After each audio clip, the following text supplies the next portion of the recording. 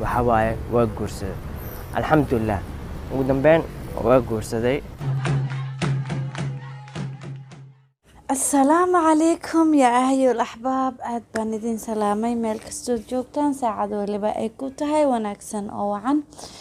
عيد مبارك كل عام وأنتم بخير انت نوغا هدابا إن إسكيرا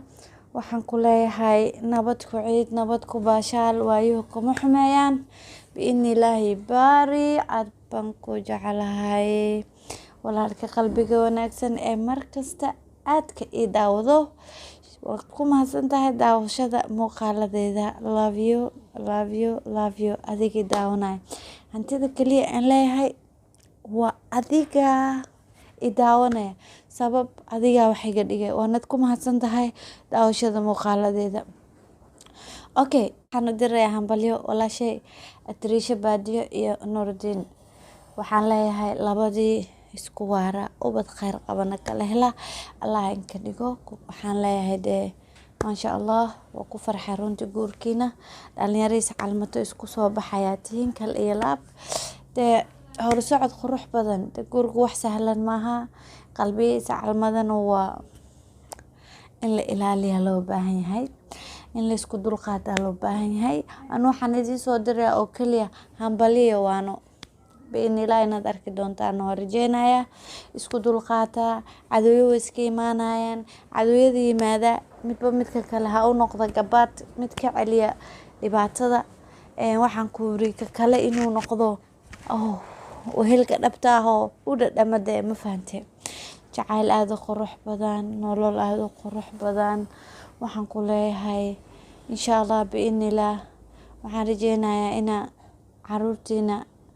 noloshiina aytiinkiina kuwa ka adkaada aan noqotiin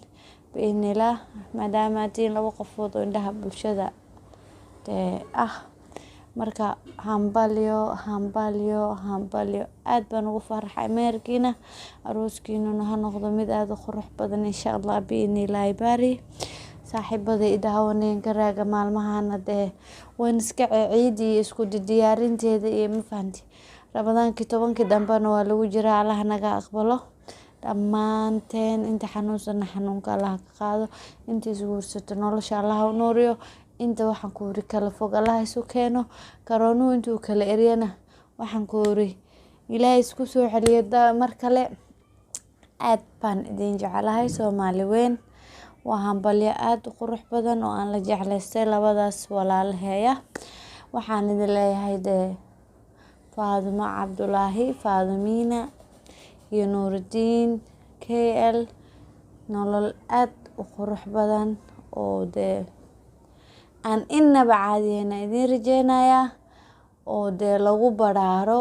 lagu naaxnaaxo waad dhuubantiin iminka inaad naaxnaaxdaan ma fahant aan idin rajeynaya isku naaxa isku cayila waxaan ku rikal iyo laab nolol qurux badan insha Allah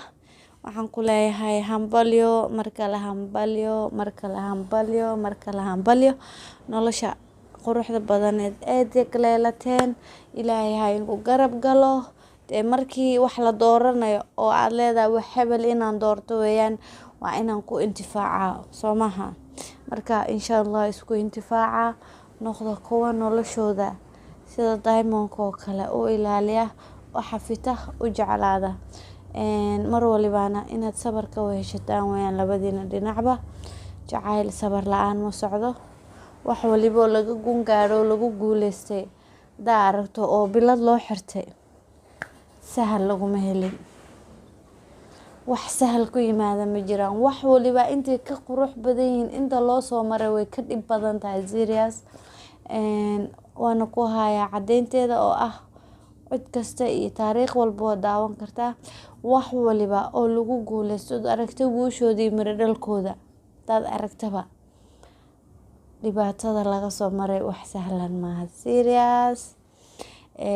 Marka inaad u sabartaan aan rajeynayaa nolol aad u qurux badan oo aad iyo aad nimco iyo horumar laan idin rajeynayaa. Dhammaantiin waxaan idin leeyahay love you guys, aad baan idin jecelahay. Nabad ku waara, ciid mubaarag way soo dhowdahay.